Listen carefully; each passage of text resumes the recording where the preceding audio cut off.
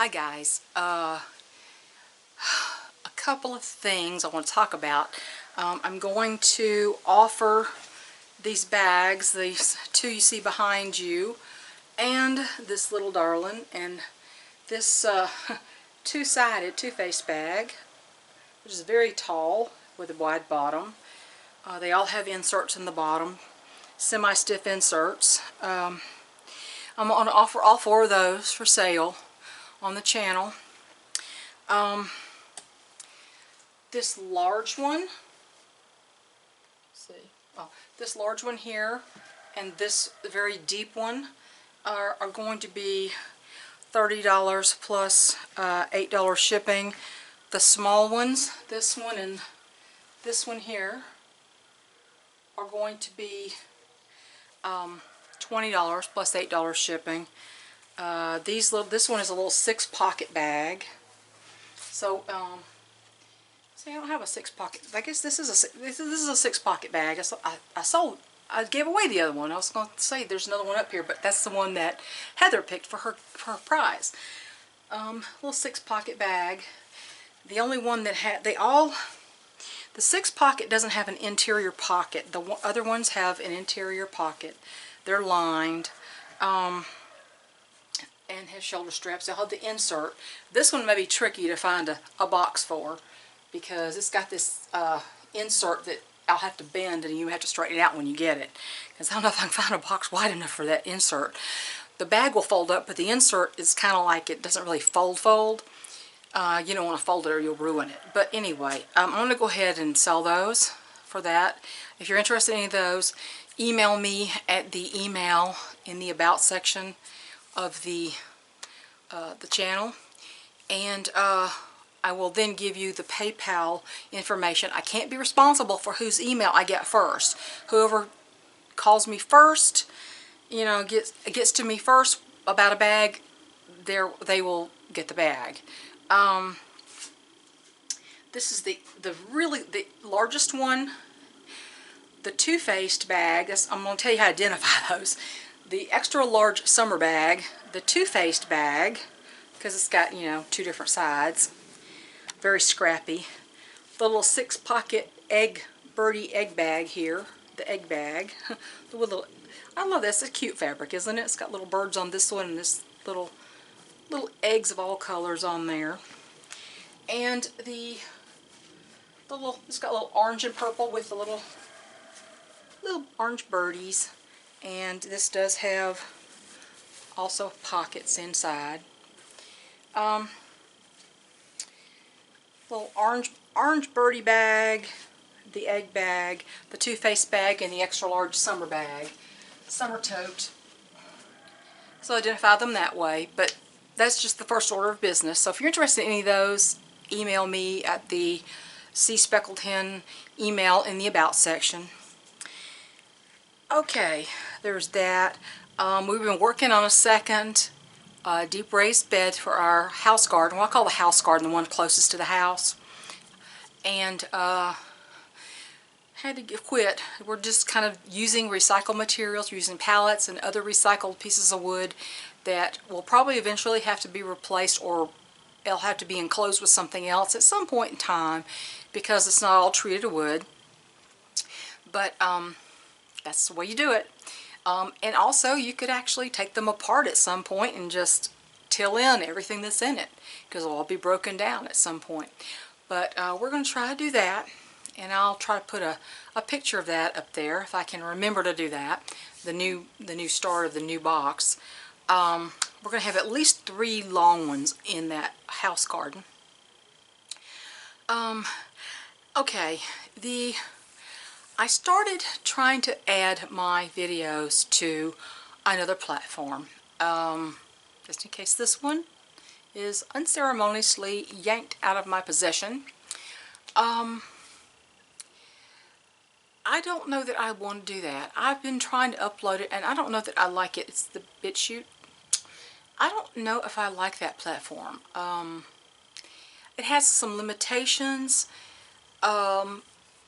I have a sneaking suspicion, as my father used to say, a sneaking suspicion that there might not be as much freedom in the end on those platforms as you think there is. I looked at their terms of service, and there's still some nebulous things in there, you know,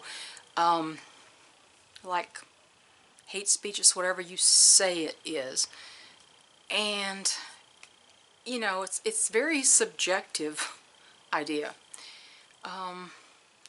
You know, one thing that just really bothers me, you remember I'm sure you saw in the news the couple that was it Missouri? They're a lawyer couple, have this big, beautiful, fancy house that they've had for 32 years in a gated community, and this group, this little protest group, busted the gate to get into this gated community. I mean, they tore it up.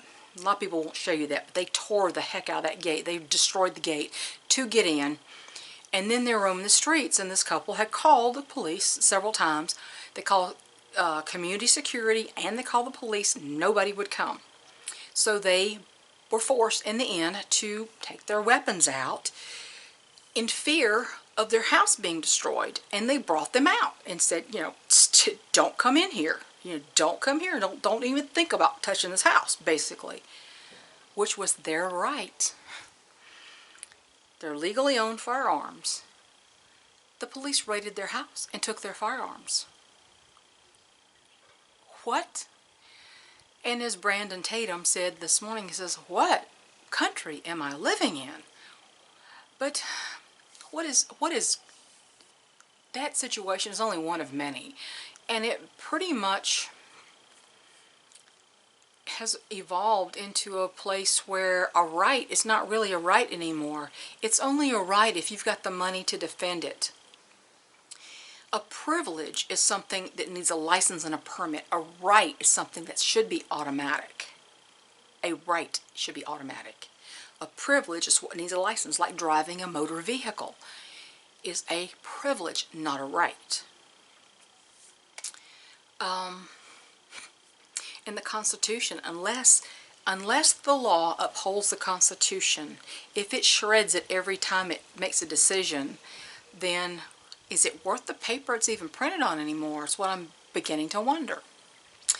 And you know, my husband said, I swore an oath to defend the Constitution against all enemies, foreign and domestic, when he was in the military. And he said, but why should I defend the Constitution if it won't defend me? I said, well, you know, all government contracts are one-sided, right? Just like the government contract said when you joined that they would provide you free medical for life, that disappeared really quick. And you have no recourse because government contracts are one-sided. Real estate contracts have to have give and take. They have to have equity on both parts. They have to have, for this you get this, and for this you get this. That's not the way implied contracts with the government works. Sadly, that's not the way it is with the Constitution anymore. And it's very upsetting, and I feel like Scotty from Star Trek beamed me into some other land when I was asleep. But, yeah. Anyway, we do what we can do, and we control what we can control, and the only thing I can control is what's happening on my property right now. And even though we're in the middle of summer, you know, there are fall-winter crops, people. And raised beds are awesome, these deep raised beds, because the heat rises from underneath. It warms the entire bed up. All the decomposition on the bottom is warming up that bed. And so you can start things earlier. You can put arched wire and cover those beds and start your garden earlier. Make little mini greenhouses out of them. Julianne of Dirt Patch Heaven, she does that. She lives in Idaho, and in February, she has greens started in those things. Think about that. That's one reason they impressed me so much. I decided to put them on my own property. And I even thought about putting them out there in what I call the front yard. The whole front of the house, between our house and the coops, the whole area of land that's always dirty and has leaves. I decided I would it might be a really good idea to have raised beds full of flowers. Just pack them in there with flowers and herbs like my Mexican oregano. I've got a pot of that stuff growing out there on what we call the fin pad, that piece of concrete where I used to have a grill on it, where my cat loves to roll around. I call it the fin pad because Finn loves it so much. He rolls around and, you know, scratches himself on it. There's a pot there, and it's in shade. And that Mexican oregano grows like crazy. It overwinters there just fine. It comes up in spring. So I'm thinking I can grow herbs in beds out there. I can make some paths with some mulch or gravel. And I won't have to worry about seeding it and cutting grass in there. And it won't be just a dirt mud hole every time. Now I need some trees cut down. There's some trees that are dying or dead. I need to have some of those cut. And it might be worth having them cut. Some of those are tricky for us to cut because the house is so close. And they are leaning a certain way. But I need some of those trees that are dead or dying or damaged to be cut. And if somebody would mulch that, I'd have my mulch. So that's what's in my head right now about what I'm doing. And that's the only thing I can control. So that's really kind of what I'm trying to concentrate on.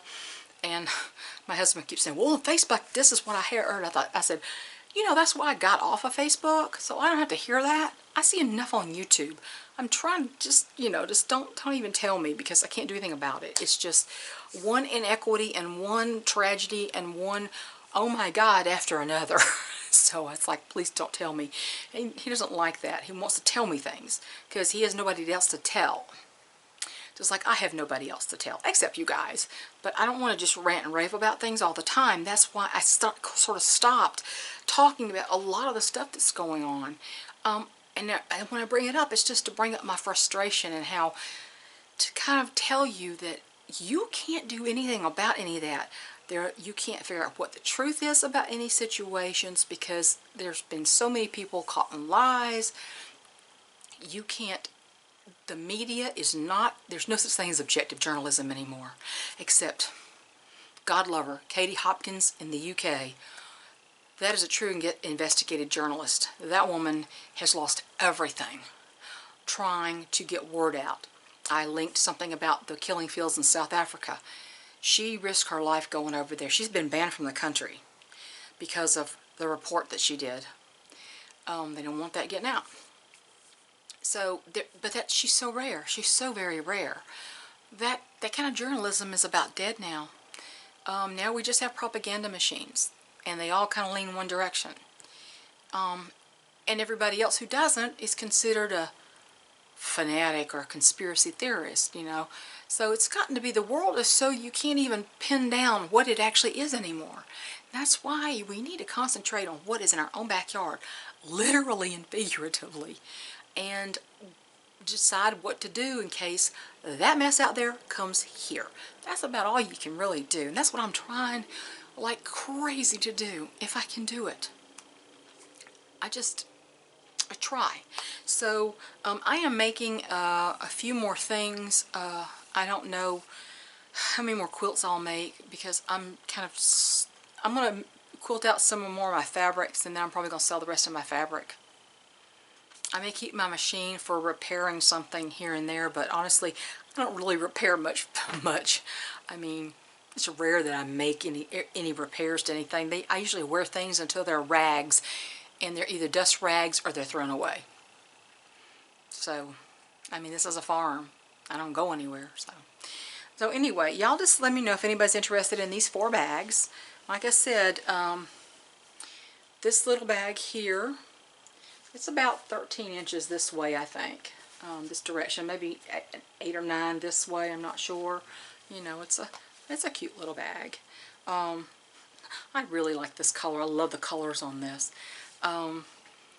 This little bag and this little Birdy bag here are $20 plus 8 shipping. And the bigger bags, this great big tote here, and this very deep tote, two-faced tote with the long handles. This is good for across the body. This is a good across the body bag. Both of these, all 3 of these that are not the 6 pocket outside pockets, they all have inside pockets for stuff. And I'll have inserts in the bottom. The 2 larger bags are $30 plus $8 shipping. So if you are interested in any of them, email me, and then I'll give you the PayPal to purchase, and then I'll mail it to you, okay?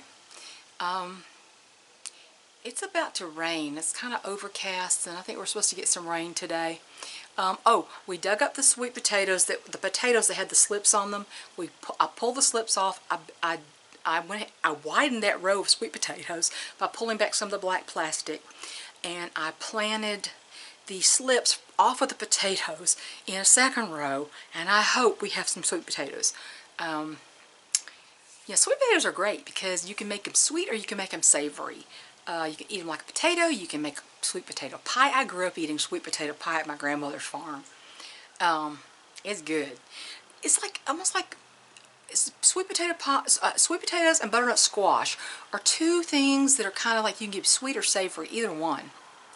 They're really excellent. So I guess that's all. I guess that's all for now. And sorry I didn't dress up for you. This is my rag I'm wearing today. I'm not gonna let you see the rest of it. It's got holes all in it. This is my daily wear. So talk to y'all later. You have a nice rest of your Sunday, and I don't know about the BitChute thing. I'm not really sure about that. I've uploaded a few videos on there, and I'm not real sure what I'm going to do with that. We'll see about that, okay? I don't know. I don't want to expand my social media presence at all. I just don't know. I'm thinking. Talk to y'all later.